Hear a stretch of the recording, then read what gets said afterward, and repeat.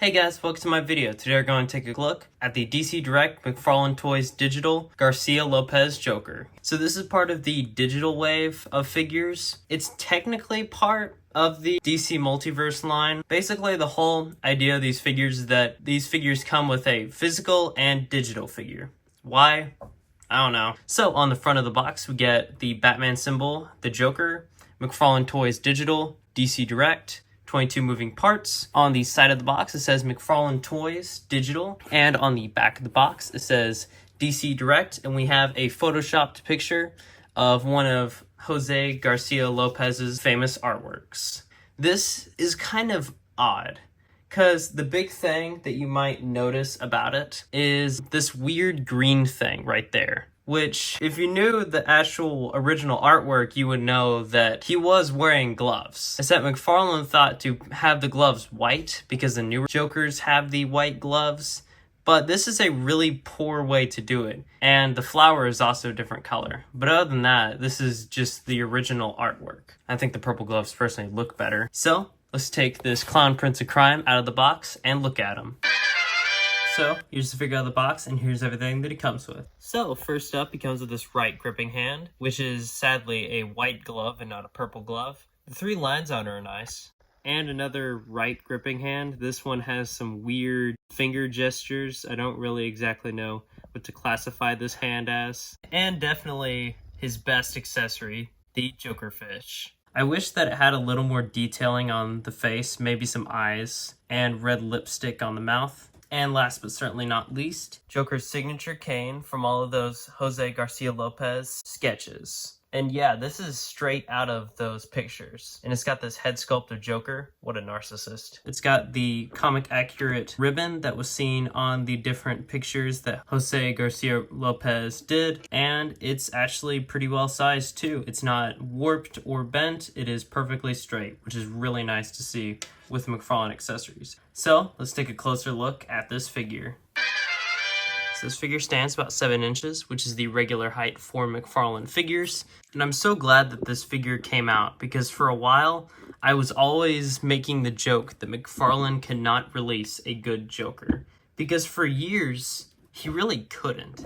Every Joker he made had an odd head sculpt, or just something wrong with it. The best one that he made was the comedian and the vampire Joker. But my biggest problem with the vampire Joker was that he was a vampire.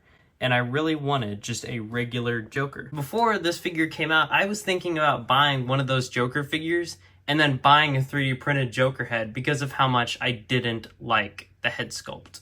And honestly, I am really happy to be someone who owns this. It's definitely not perfect, but just looking at it out of the box, it's definitely the best Joker that I think I'm ever going to find. So, like I've already said about the figure is José Garcia-López. If you don't know who José Garcia-López is, he was an artist for DC around the 80s. He was somebody who really had this talent for drawing the classic DC characters in a very specific way. And he's probably one of the best artists of the 80s. Because if you see any merchandising from the 80s, chances are that it's going to be José Garcia-López's art style on it.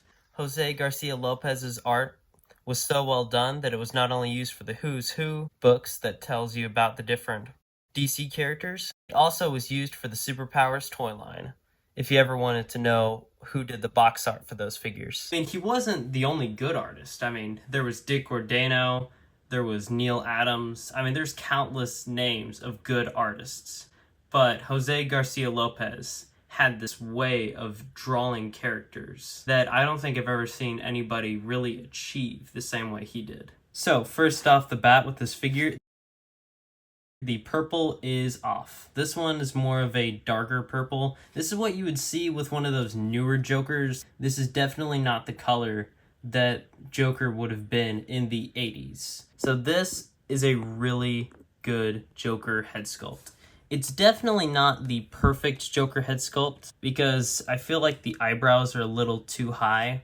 And I know that Joker's eyebrows are more of a black, which I actually think they might look better as black, but I actually think that the green still looks good with it. The flower is a little cartoony, which is a little disappointing. I kind of wanted to see the rose. His actual ribbon that he has around his neck, it's really well done. It's a little stringier than how it is usually made. The purple's nice, but when I think of that Joker look, I think of it more as a black because that's how it looked on the Superpowers toy line. I do like how the buttons on the shirt are painted green. I think that's really well done. And for the first time, this Joker figure actually has a suit vest. It also suffers from that Mcfarlane issue where the joints are sadly a different shade than the arms and legs connected to it, which is a big issue. Let's get into my biggest issue with this figure, which is definitely the white gloves. This might not seem like a big issue to you, but when I think of the Garcia-López Joker, I always think of him having the purple gloves, not the white ones. I don't remember when he actually started using the white gloves in the comics, but in the 80s, they were purple, and these are sadly white. And I'm too lazy to paint them, and I probably don't have the ability or talent to do so. For some reason, the cards that were given to Joker are just completely blank. And by the way, I'm paying $3 more for this figure than I would with a normal Mcfarlane figure. So I'm paying more and I'm not even getting painted cards. They're completely gray, which makes no sense. And I know you have the ability to do it, Mcfarlane. You just use the same screen printing you do for the eyes and mouth onto the cards. Maybe the Platinum Edition has painted cards. I'll have to look that up. If it does, then I'm gonna be really angry. Also, they cheaped out on this figure and didn't paint in the sleeves poking out of the jacket, which is really weird. You're probably thinking, well, that's an unneeded thing. Well, they did it with the Superpowers toy line, so what's your excuse there? And it's got a useless ball joint in there. I can't even really pose the wrist much. Speaking of cheaping out, they also didn't add any pinstriping on the pants, even though that's one of the key things about Joker from the 80s was that he always had pinstriping. And that dates all the way back to some of his first appearances where he had the pinstriping. So the absence of it feels weird. At least Mcfarlane remembered to add the spats to the shoes, so that's nice. This whole body is actually not new. The only new part is this little portion right here. This entire body is, I think it's called the New Frontier Joker, which is the one where he removed his eye. Which, if you want to know why the hand looks like that, that's actually the hand that was holding the eyeball. They just removed the eyeball. So this is the New Frontier Joker body, which is the absolute perfect body they could have chose for this figure, because the other Joker bodies just don't have the same proportions that this one does. I think this is actually a good reuse. So here's the figure with the cane, and this is a great accessory for this figure, because it was something that was seen a lot with those Jose Garcia-Lopez pictures, but I do really wish that this figure came with the Dracula mallet that came with the Vampire Joker, because that literally is the Superpowers hammer, and it feels so weird that he didn't just reuse that and put it in this pack. Now I'm going to have to track down that gold label Vampire Joker and find that hammer. This is another great accessory. I found the perfect purpose for this hand. It's his closing his nose because of how much the Matt Reeves Joker stinks. Sadly, he does not come with a good hand to hold the cane like how it was depicted on the comic cover, so all you can really do is balance it or try to heat up the hand and fit it, so that's pretty disappointing. I really wish this figure came with a crowbar because this is the perfect Joker for that actual storyline, but sadly he does not come with one.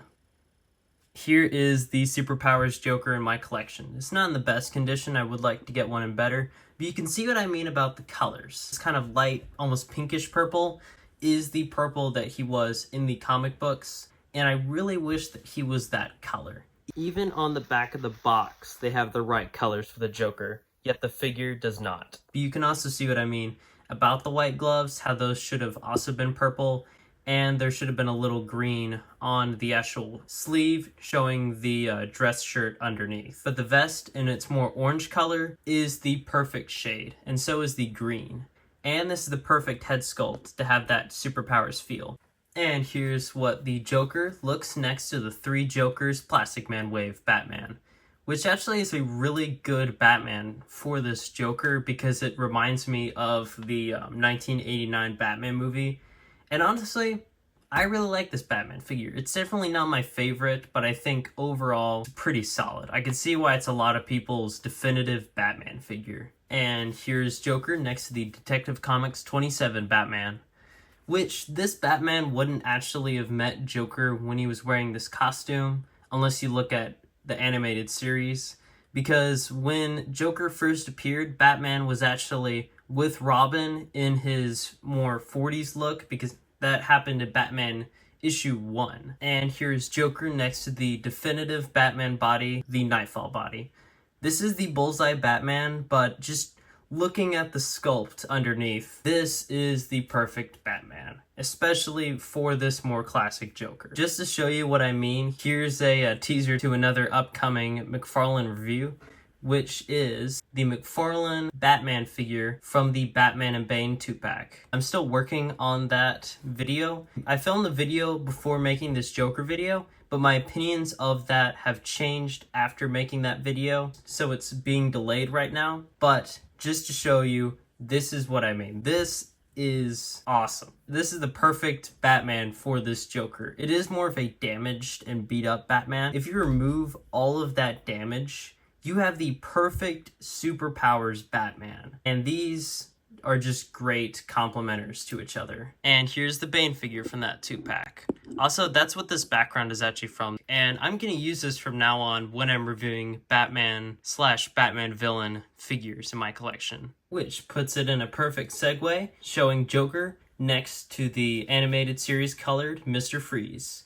Well, that's strange. And here's Red Hood next to Joker. Who are you voting for? And here's Joker next to some of the JLA members in my collection.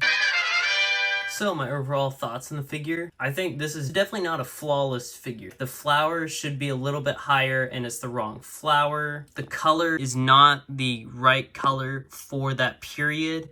It does not have pinstriping on the legs. The gloves are white when they should be purple. The suit at the ends of the arms, that should be painted green, but it said it was left blank. And the joints on the figure are not the right shade of purple. And the unpainted cards. Let's get to everything good about the figure, which is everything else. The accessories are really good. Sadly, it does not come with a bunch more accessories, like a lot more left hands. I think that his cane is really well made. I really like the fish hand. This body is the perfect Joker body. I think that remaking it and adding the vest and the ribbon was really well done. I think that like the proportions are perfect. I love the head sculpt. It's not perfect. I would like to see some black paint on the hair. Overall, this is a pretty solid figure. I'm really happy to own this figure in my collection. So I think overall, I will give this figure a 7.5. You might think that's pretty low, but even though this figure is good, it definitely has a lot of problems. But I think this is still the definitive Joker, and I think this is one you should 100% add to your Mcfarlane collection. So, thank you all so much for watching. Leave a like on the video if you like it, and leave a comment down below about your favorite Joker artist. And I'll see you in the next one. Peace.